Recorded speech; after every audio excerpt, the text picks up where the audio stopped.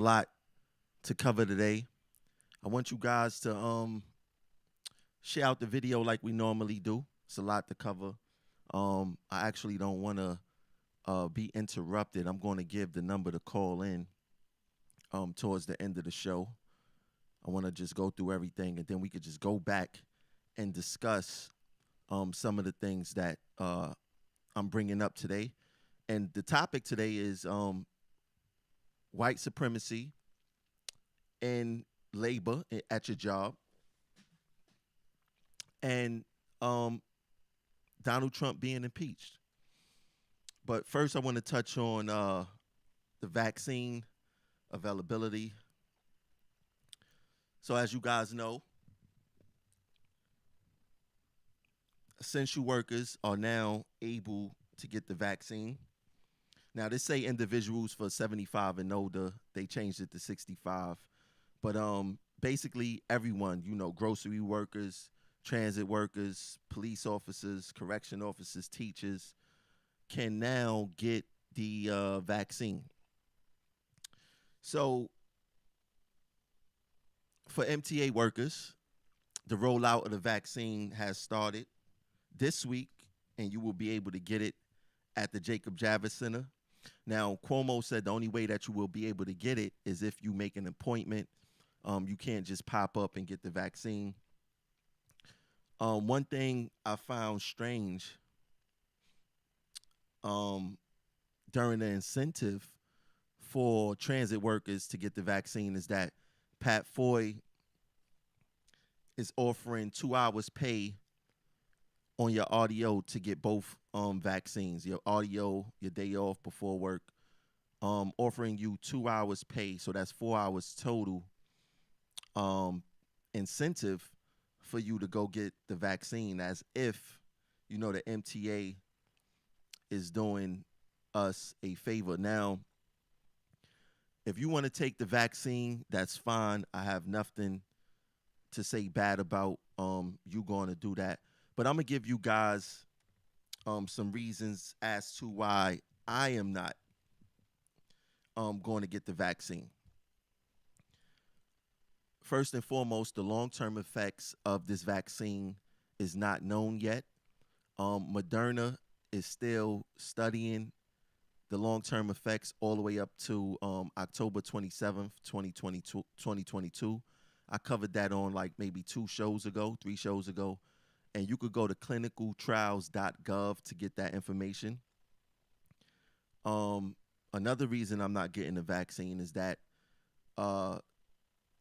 getting the vaccine will make you an asymptomatic carrier, which means that you will show no signs or symptoms once you get COVID. And being asymptomatic is one of the dangerous, if not the most dangerous way to pass on this disease. And the reason I say that is because if you don't know that you're sick, it's easy for you to go home to your family and pass it on to them. If you are not asymptomatic and you actually get a fever, you get a cough, you get shortness of breath, you lose your smell, you lose your taste, you know that those are the signs that you may be affected by this disease. And the first thing you're going to think about is protecting your family and probably quarantining somewhere else away from your family. So I think that for me, this is just for me, being asymptomatic, well, this is what they saying, period. Being asymptomatic is one of the worst ways to get other people sick because you show no signs or symptoms of the disease. And that's what this vaccine does. This vaccine does not eradicate it once it gets into your body. You just won't be affected by it, but you could possibly pass it on to your family members. And if that's the case, since we're so essential and our families are essential to us, I believe that everyone in our household should be vaccinated too. That's the only way to protect our family during this. Making yourself asymptomatic, I think that you're doing a disservice to your family. Another reason I'm not getting the vaccine is because they don't know how long the protection will last from the vaccine, or even if you would need a booster. Those things are uncertain. So You could get the vaccine and think that you're good, but you don't know how long the vaccine go last. So you get the vaccine in January, the vaccine will probably last till September, but you thinking that you're good, and you can actually fall victim to the disease again because they don't know how long the protection lasts. Another reason why I am not getting this vaccine is because of the campaign um, for the black community to get this vaccine. Now, they trying to make this vaccine exclusive, or not the vaccine, or the reason why black people been getting sick at higher rates than others. They trying to make it exclusive to just healthcare. No, it's inclusive to healthcare, economics, education, systemic racism, white supremacy, all of that. You can't think that getting this vaccine is going to cure those things and make us less susceptible to this disease. And for what's his name? Pat Foy to give us 4 hours pay as an incentive to a mostly black and Spanish workforce is highly suspicious to me. And I will not be getting this vaccine. If you decide to get the vaccine, then you could get the vaccine. I'm not mad at you if that's what you want to do. But I'm not getting this vaccine. Um, yeah, so let me bring this up on the screen just to show you guys. Um, a lot of people are thinking that once they get vaccinated, they are not going to have to wear a mask anymore, said Michael Tao, an immunologist at Stanford University. It's really going to be critical for them to know if they have to keep wearing masks because they could still be contagious. This is coming from a doctor from Stanford University. This was in the New York Times. So don't think that you're getting the vaccine that you're going to be fully 100% protected. Nothing is 100%. And I don't believe they know the real efficacy of the vaccine because there are a lot of unknowns and the studies are not done yet. So I would not be getting the vaccine. Also, let me say this. Pfizer. Let me put this on the screen. Pfizer and Moderna, the companies that develop the vaccines authorized in the U.S. so far, say their vaccines are about 95% effective at preventing people from getting sick with COVID symptoms. But there's not enough evidence yet on whether the vaccines also prevent asymptomatic infection and transmission. This is what I was talking about. You will not show any signs, but you could still possibly carry this disease to your family and the people that you live with. I think that's very dangerous. So I would not be going to get this vaccine. Now, unless you've been living under a rock, the riots that happened at the Capitol are very alarming. Definitely terrorist acts. People saying it's a coup. A whole bunch of things. Now, what I noticed about America, that if they have the opportunity to make a black person, a Spanish person, the scapegoat, they will. And that's what I found with these posters posted on the Alphabet Boys Twitter. And I know you guys probably can't see too clearly, but I got a bigger picture. The first picture there is a picture of a black man. Even though about 99.9% of the people there were white, they, for some strange reason, put a black man first. Now, if anyone have any type of experience dealing with the psychology of this, normally the first person is usually the ringleader, the kingpin, the top person in charge, and then as the ranks get lower, they fall to the back. But I found this very strange for them to put a black man first and on this. Out of all the people that they could have put, they put this black guy first. Now, let's be clear. He's an idiot. for being there and for following the anarchy and the treachery, but it's even more wicked that this is how the government is moving. Like he should have been way in the back. He should have been on the last page, the last person, and all that other stuff. But we already know that when you dealing with America, this is how it works. I mean, we seen this meme regarding plenty of things as far as getting pulled over by the police. If you in the protest, if your skin color represents what's in the protest section, you're more than likely going to be let go. You're not going to die at the hands of the police. But if your skin color fall within that riot section, you know there's going to be bad things. And this is just America.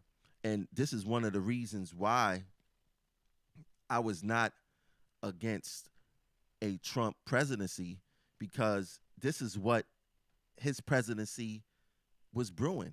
It was going to brew that we are actually living in two different Americas. And when you hear these politicians say, "Oh well, we want to get things back to normal," what does normal mean for Black Americans?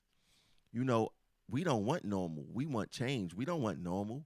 Normal go back to the covert ways that this country been thriving up under for the past century, 2 centuries, as far as like when slavery allegedly ended. I don't want to go back to the normal. I kind of like Donald Trump exposing what America is really about, because we wouldn't have got that under Hillary Clinton. We didn't get that under Obama. We didn't get that under Clinton, but we got that under someone who was proud to say that they are a white supremacist and incited their riot, incited their base to take off their white sheets to come out and say who they are. I think that that's what we needed. And now you got all these Democrats and Republicans denouncing what happened, and they know that Donald Trump would have upended their white supremacy. And he has done it by bringing awareness to us which we already knew, but now they can't hide it. It's in the face. We seen what happened at the Capitol. And just in case you didn't see what happened at the Capitol, I'm going to play the video. Let's get into it. Watch live. You see two ground level footage, and from Sky 7, our Dan Noyes has been literally right in the thick of it, right along the police line, and he's back with us now. Dan, again, we've seen a few more skirmishes. Dan, it definitely has escalated some, I've got to say. When you're just feet away from a flashbang This grenade, is actually it'll get your attention. For the Black That's Lives just what Matter happened a few seconds ago. protest, but I'm going to show y'all a clear distinction of what You see a guy on the ground here. Oh, we got to clear out a little bit. You see there's another flashbang grenade. They are definitely, the police are escalating their response. They are taking more extreme measures to clear the protesters away. The protesters have picked up some of the tear gas or throwing it back at the police, going back and forth. I can say now, they're throwing tear gas in all different directions, over my head, down the street. The protesters are taking the tear gas canisters and throwing them back at the police officers. That is the sound of a flashbang grenade. That will do a very good job of clearing it out.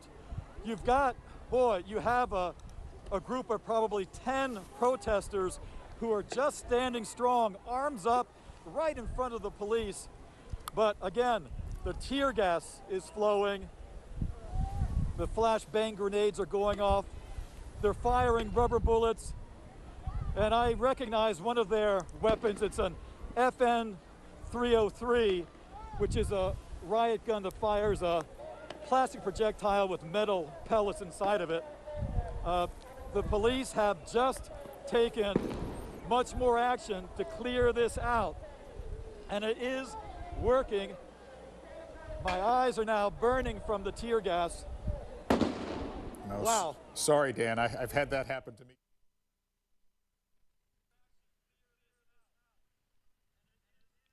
Now, I don't have to play that entire video. I'm going to go to We seen the tear gas. We seen them shooting some type of weapon that let some metal and pellets out. We seen flashbangs. We seen a whole bunch of stuff during the George Floyd protest. Now I'm gonna play a video, exclusive video from the riots at the Capitol. Let's take a look at it. Nobody knows what the hell is going on. There's never been anything like this. We will not let them silence your voices. We're not going to let it happen. USA! USA! USA! USA! USA! USA! Good luck tonight. USA! I share your conviction that President Trump should remain president. I share that conviction. The law matters with I us. share that conviction. But the law matters.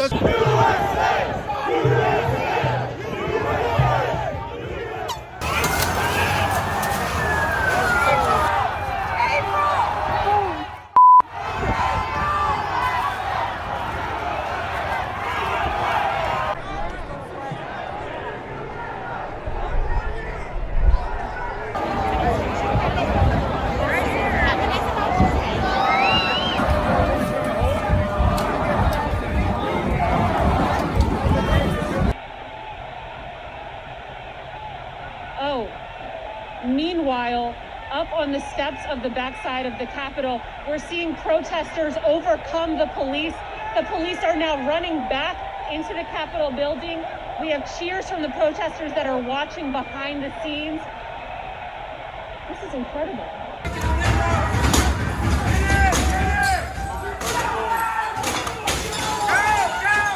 We're in.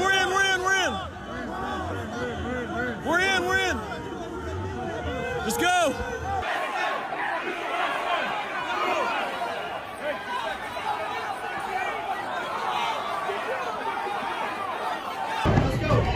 Get on in there.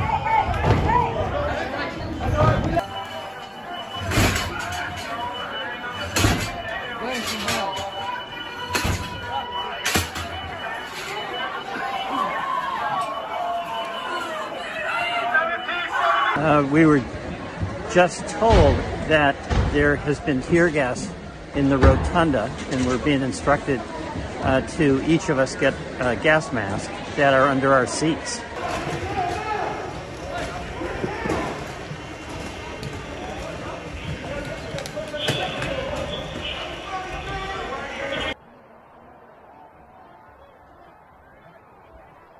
And tactical vehicles are pulling up to the Capitol.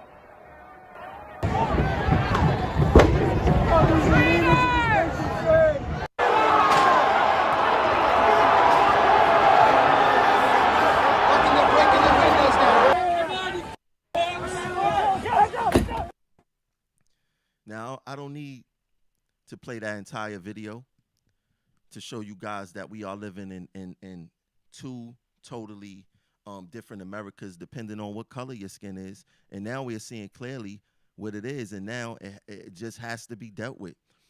You see, America has been avoiding from having this conversation for decades and try to tell us everything is equal. And when situations did pop up where blacks were targeted and, you know, they tried to sweep it up under the rug or try to make it seem like it was a one-off, you know, this is not what America is. But we just watched two videos.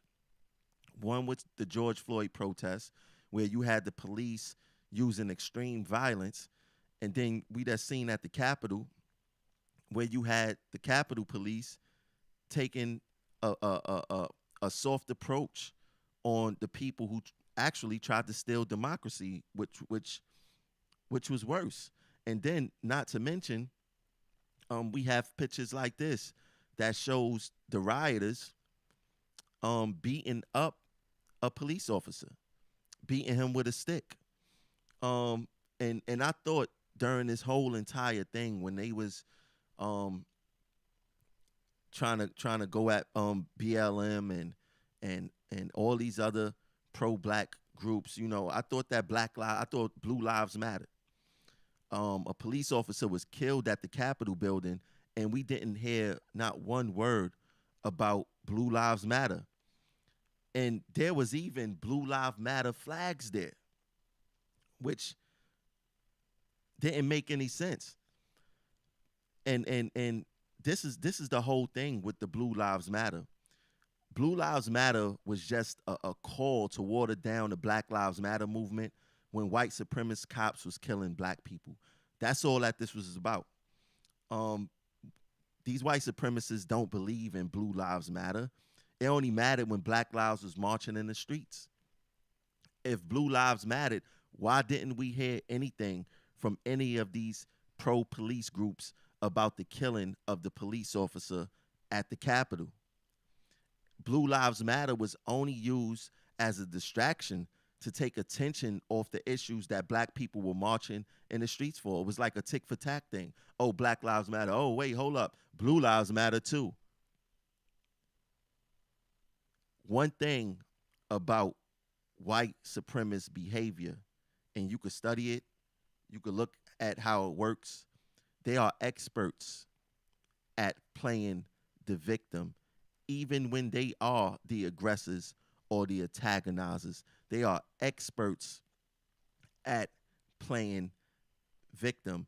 I mean, they was at that rally screaming USA and had a noose and gallows there. This is what America is. This is what Donald Trump has brought out. No, they don't let these politicians fool you and make you think that these things happened these past 4 years. No, what Donald Trump did was say, hey, you got a president that's for you now. Yes, my white supremacist friends, you have a president that's for you now. You could take off your sheets. You can be bold. I got your back. These people was bold enough to bring a noose and gallows to the Capitol building. This is how they operate. One of the positives for black people of Trump being in office is exactly what we are seeing now. Him really exposing how racist America really is today, how it always been. See, what we've been seeing was a whole bunch of covert movements. Every president. And Obama was simply afraid to address racism in America. He was afraid. It wasn't about, oh, he had the Senate stacked against him and all that. The Senate didn't stop him from talking explicitly about what's really going on in America. He never really addressed that.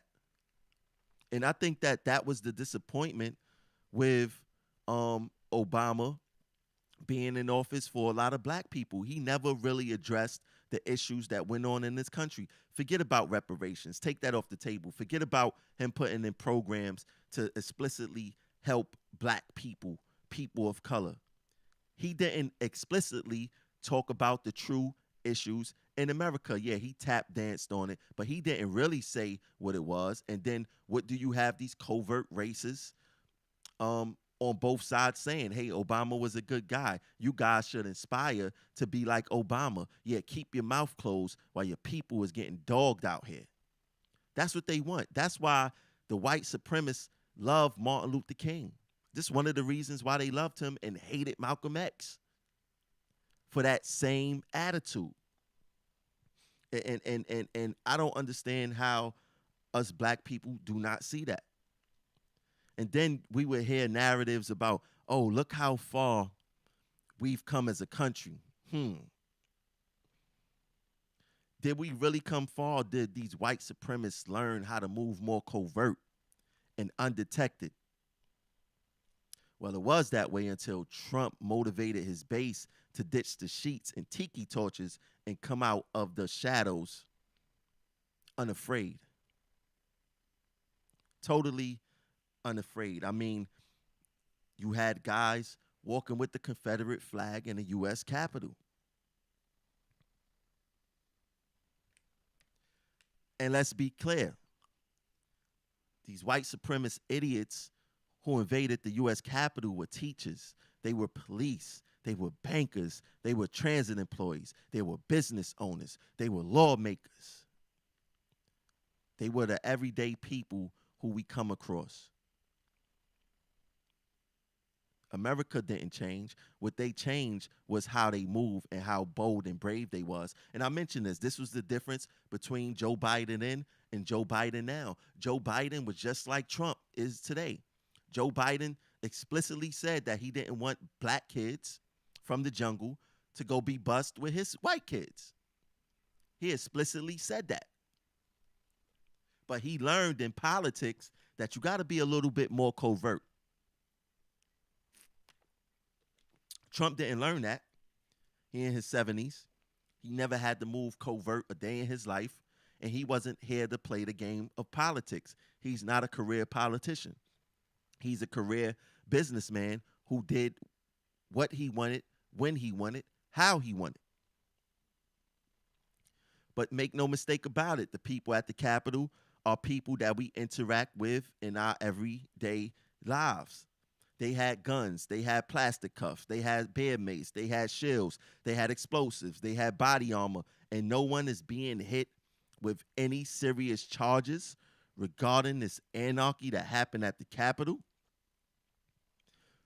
Who goes to a rally with that type of equipment to play nice? Who does that? And make no mistake about it, the charges are bogus too. I'm going to play a video from that. They are getting charged with being in a restricted area. That's nothing more than trespassing. We heard absolutely nothing about them being charged with the death of that police officer.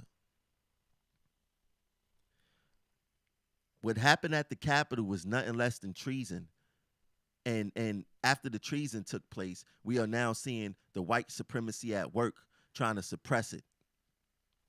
A police officer got killed, and there's no outcry from Blue Lives Matter.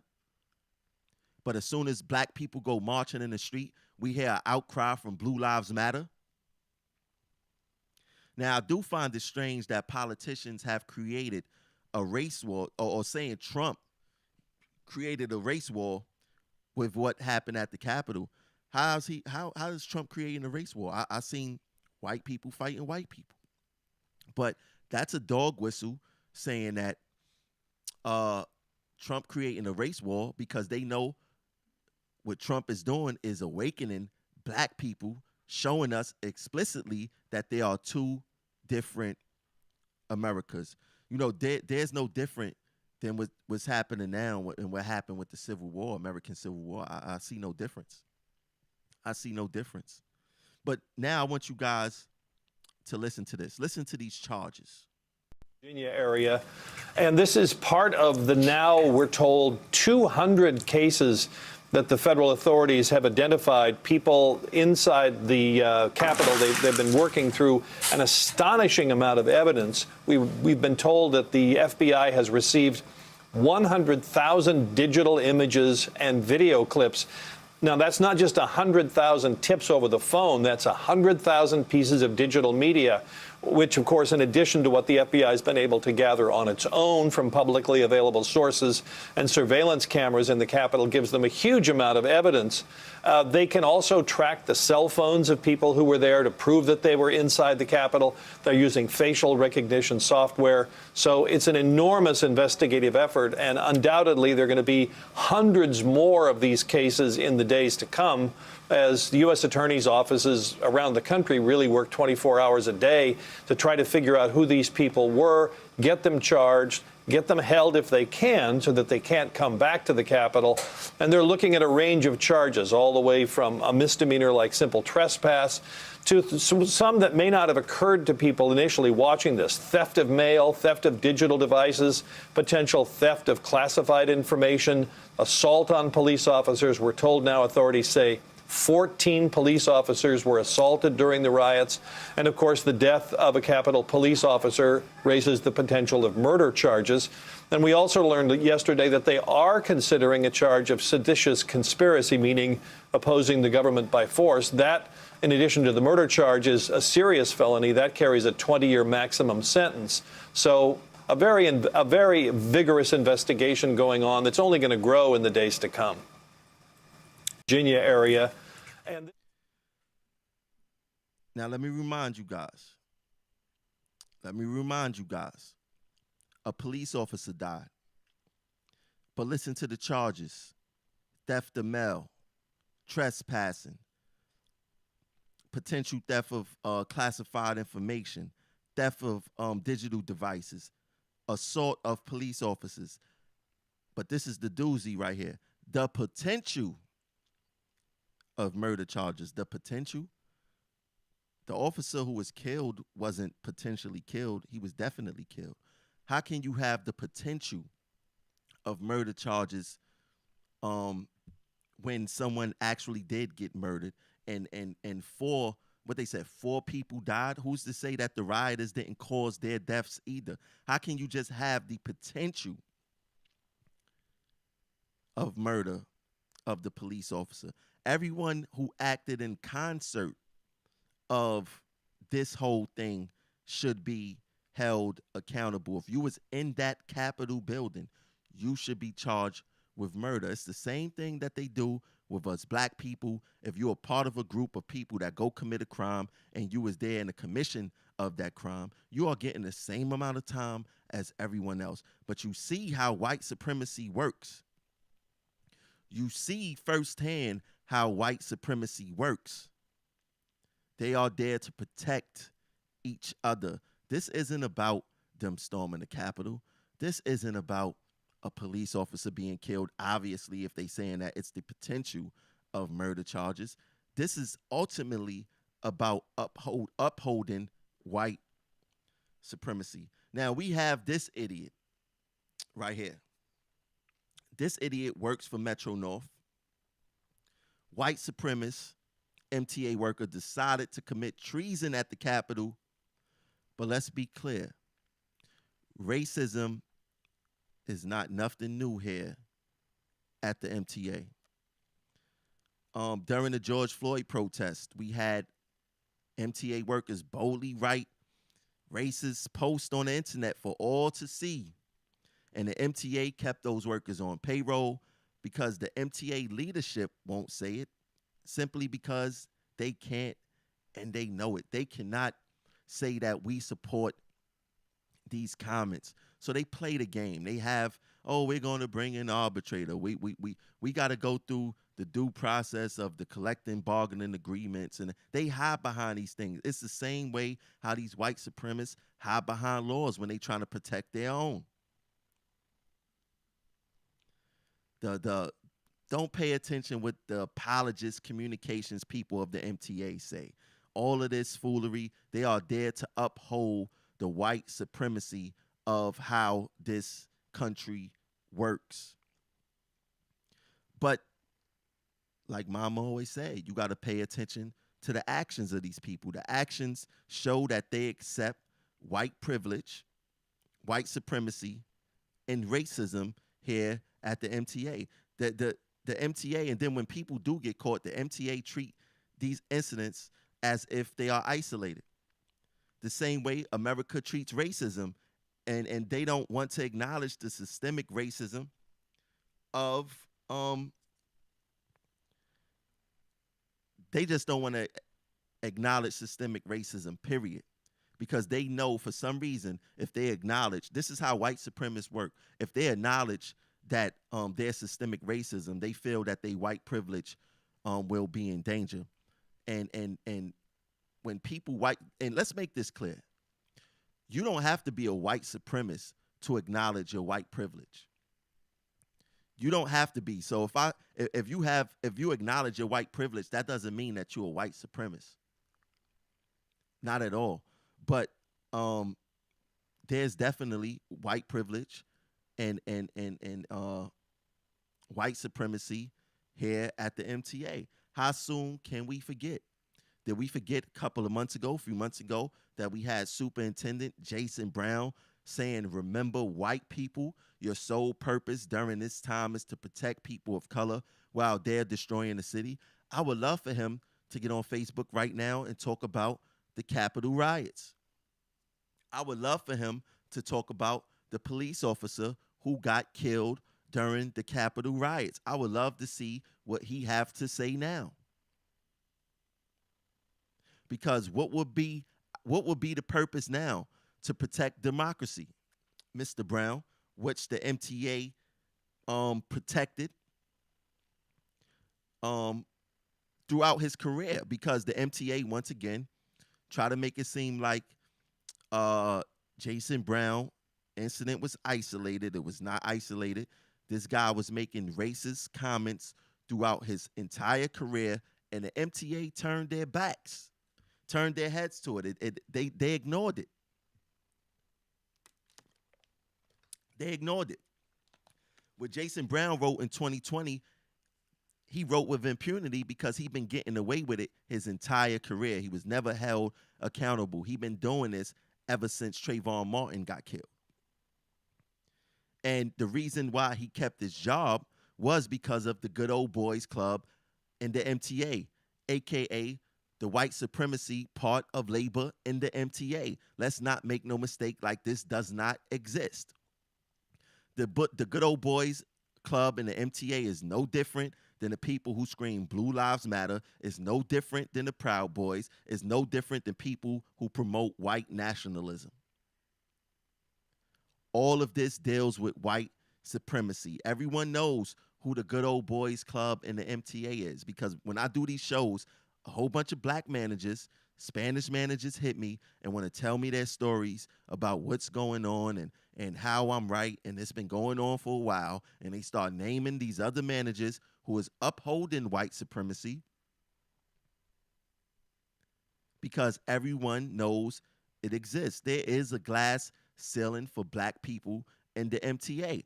And the MTA was formed in 1968.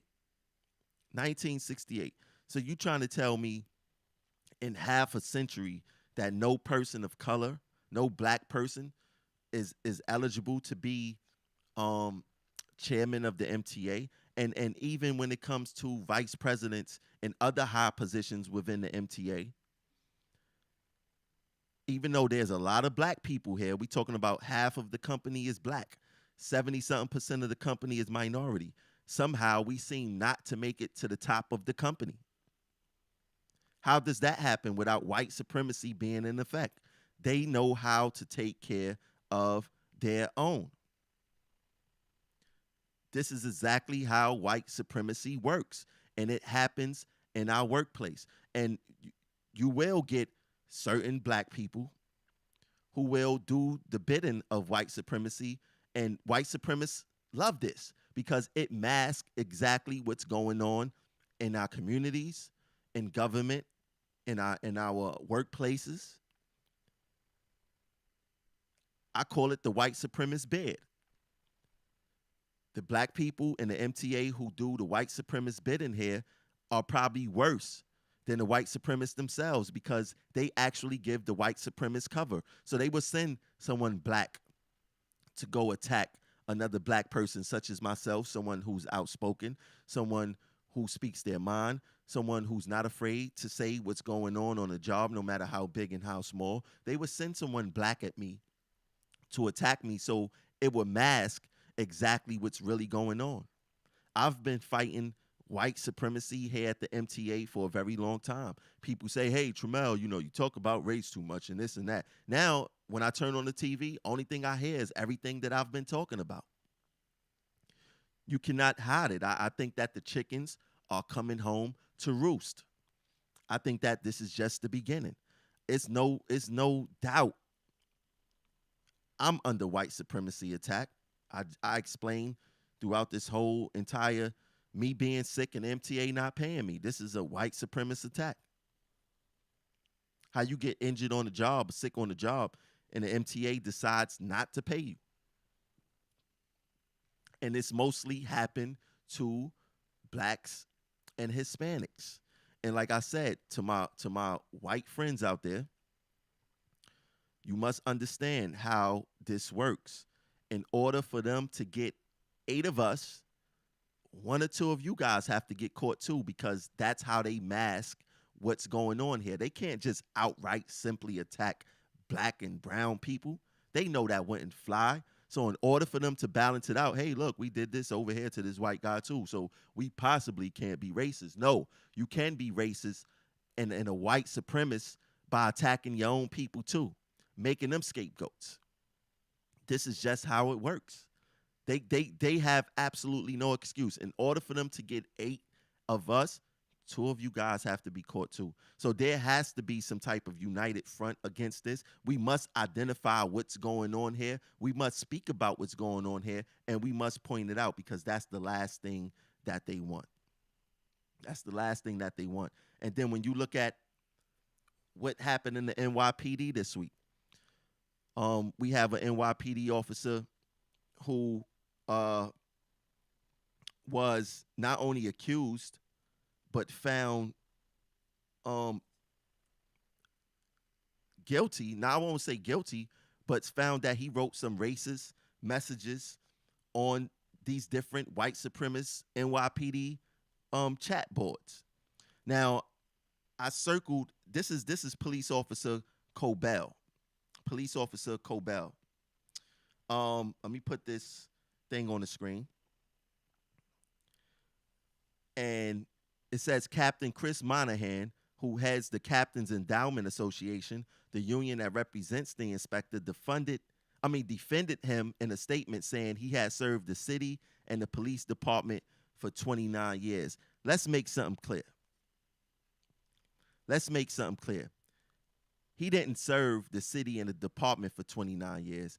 What he really meant to say is that he effectively served white supremacy for 29 years.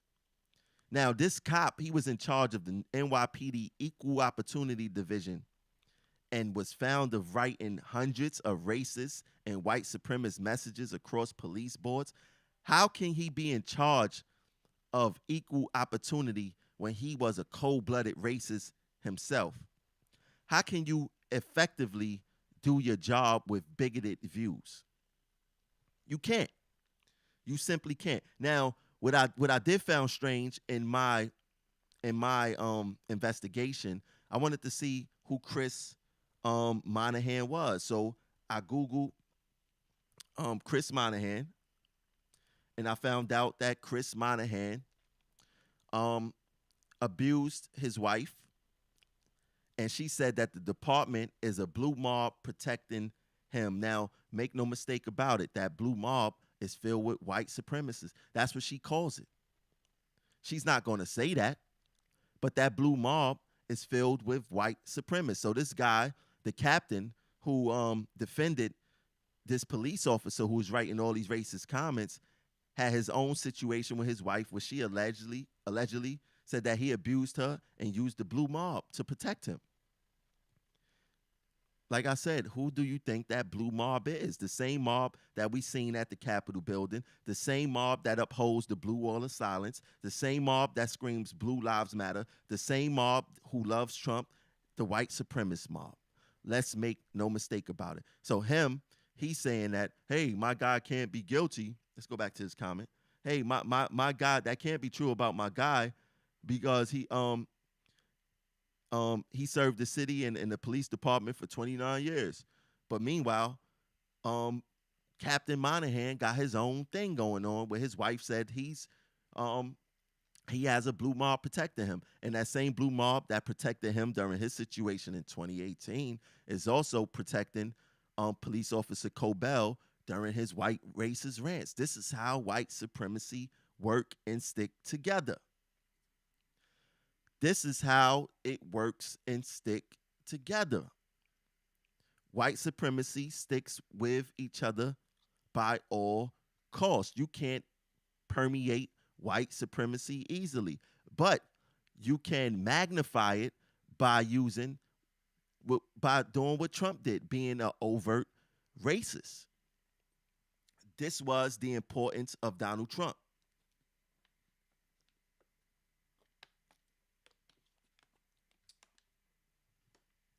And make no mistake about it,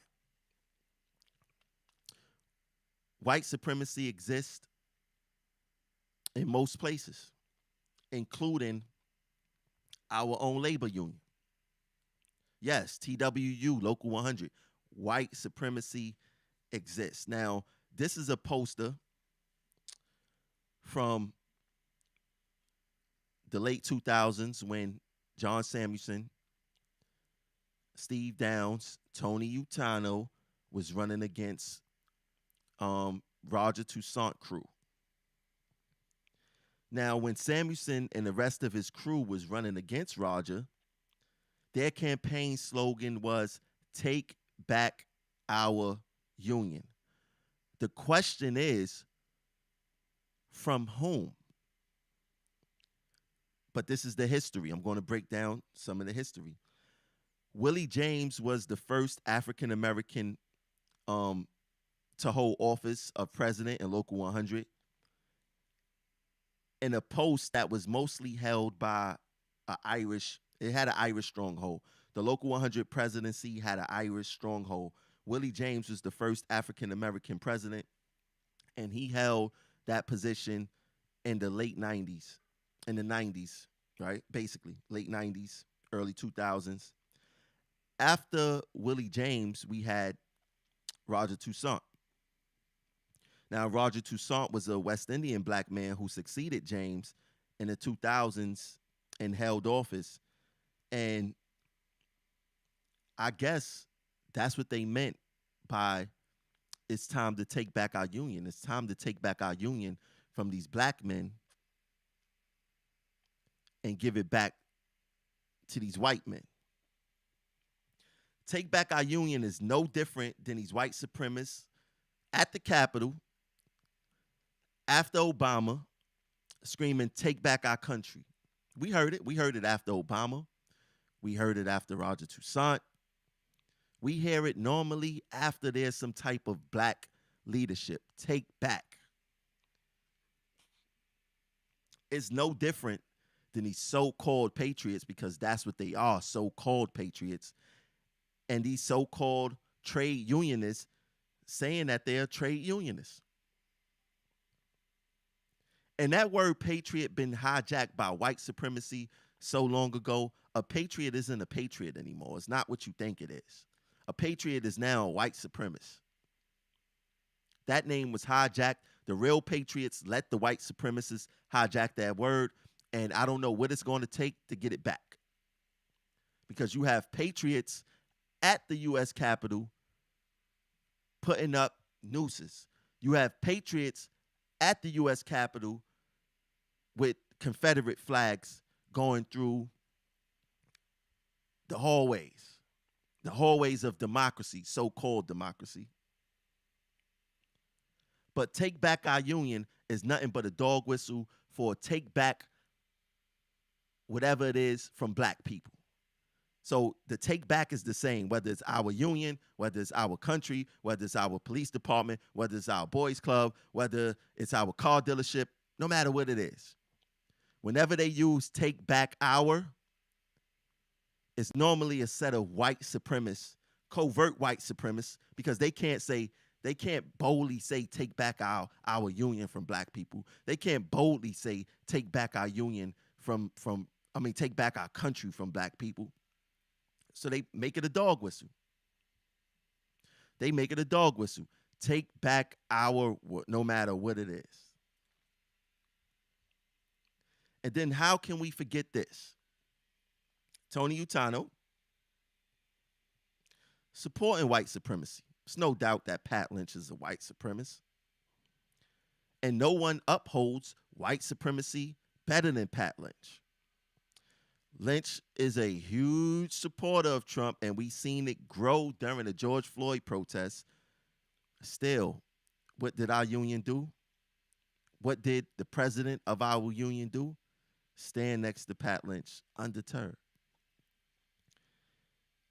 In unprecedented times in America for blacks, we've seen our union president betray us by standing side by side with someone who has defended the innocent killing of black and brown people at the hands of the police. Our union president stood next to Pat Lynch. Then we have a sellout, Earl Phillips, following suit. Now, not to mention, for those who don't know, Eric Gardner's mother was a train operator. She retired when Eric Gardner was killed. Eric Gardner's sister is a bus operator, currently a bus operator. And Utano had the right. He felt that this is his white supremacy and his white privilege. He didn't take into the thoughts of his members. Eric Gardner family members whom he represents. He didn't take into their consideration of how it would look standing next to the man who said that the killing of Eric Gardner was justified. That didn't go through his pea brain, did it? But this is how just think about this for a second. Eric Gardner, mother and sister worked for the MTA. His sister currently works for the MTA. Pat Lynch defended the killing of Eric Gardner. And Tony Utano felt that it's right to stand next to Pat Lynch. I don't care what the situation is. He felt the need to stand next to Pat Lynch when Pat Lynch defended the killing of Eric Gardner. How can you do that? How can you do that? That's betrayal on a very high degree. Because I could guarantee you, if Utano family member was killed at the hands of the police, he would not be standing next to Pat Lynch. Hell, if a white person whose family member worked for the MTA and Tony Utano, or let's make it more personal, if an Italian was killed at the hands of the police and their family members worked for the MTA, their mother and sister worked for the MTA and Tony Utano represented them, he would not be standing next to Pat Lynch. But Utano been showing his covert racism for a very long time. Just because he appoints black people to run for him, he know that he can't win without black people. He know that. But this shows you how white supremacy work. Why is Tony Utano standing next to Pat Lynch when Pat Lynch defended the killing of Eric Gardner? And Eric Gardner's mother was a Local 100 member at the time. His sister is currently a Local 100 member. It makes no sense. So when we hear Tony Utano, John Samuelson, Steve Downs scream in 2009 at the top of their lungs, "Take back our union," we all know what it meant. Take it back from black leadership. That's what he meant. Let's make no mistake about it. And then when I look at this poster, because we gotta continuously see who these people are who's working against us. You can't really blame Utano. He's only doing what he's allowed to get away with. But when I look at Wichard, when I look at Earl, when I look at LaTanya, when I look at Richie, when I look at Shirley, when I look at Kelly, their silence is compliance to everything that Utano does. They are the reason why we get treated the way we get treated here in Local 100. Their silence. They have yet to challenge Utano yet. Samuelson yet regarding any decisions that was made for transit workers when it came to contracts. Every single last one of them said vote yes. Even though our contracts didn't keep up with the cost of living, our contracts didn't keep up with what everyone else is getting for night differential in the city.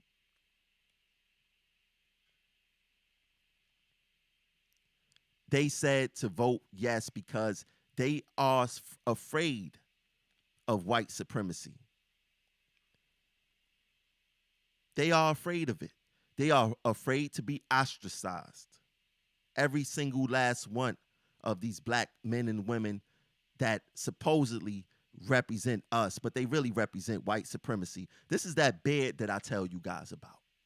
This is that white supremacist bed that goes on that hurt us more than white supremacy itself. Is when white supremacy send our own to do harm to us, to infiltrate us.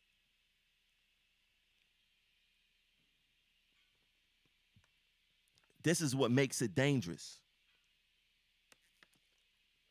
Have you guys ever heard Kelly, Shirley, Kelly, Shirley, Richie, Latanya, Earl, or Witchard speak out against the white supremacy that thrives within Local 100? Have you ever heard them talk about that? No, because they are compliant in being beds for white supremacy. This is how they operate. This is what they do. Utano got them on a string. He got them trained. White supremacy got them trained. They are the reason why we get treated the way we get treated down here as black people when it comes to discipline, when it comes to contracts, when it comes to health care. Now, I guarantee you, in typical white supremacy form, Utano is going to try to do something to say, look, I'm not a white supremacist. We need unity. That's another rallying cry of white supremacy. We need unity. We need unity. We need to all come together. And why didn't Utano make any type of formal statement as to what went down in the Capitol yet? Because his white supremacy is at stake. His white privilege is at stake. This is how these guys think. He didn't make not one statement about what went down at the Capitol when they've been talking about all this governmental stuff and they talk about all this stuff, but they haven't denounced what went down at the Capitol. Expect him to start doing that soon.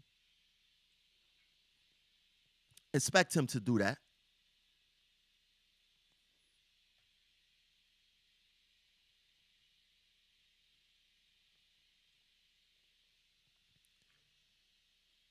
This is how, if you know any part of history, like if you know how these things work and how these systems work, you would know the roles that these faces play in upholding white supremacy.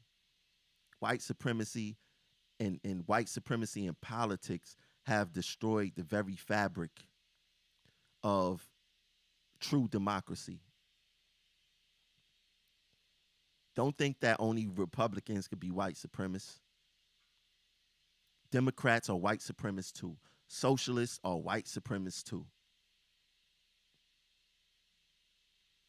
Don't let these different, Marxism, McCarthyism, Trumpism, neo-Nazi, don't let these different terms fool you. There's two people on this earth. You have good people and you have bad people. Then you have the good people who claim they good, but they really bad. Like the people who we have on the screen. Oh, we're good people. No, you're not good. If you being silent during all this stuff, you have chose the side of the oppressor. You're not good. You already chose your side.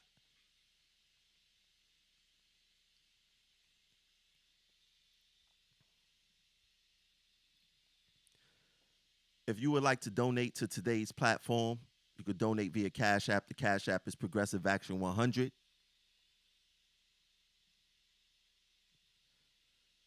The PayPal is Progressive Action.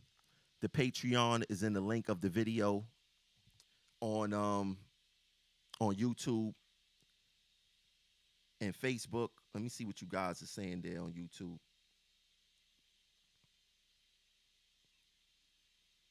Yeah, so this is how these things work. This is how these things work. I'll catch you guys later.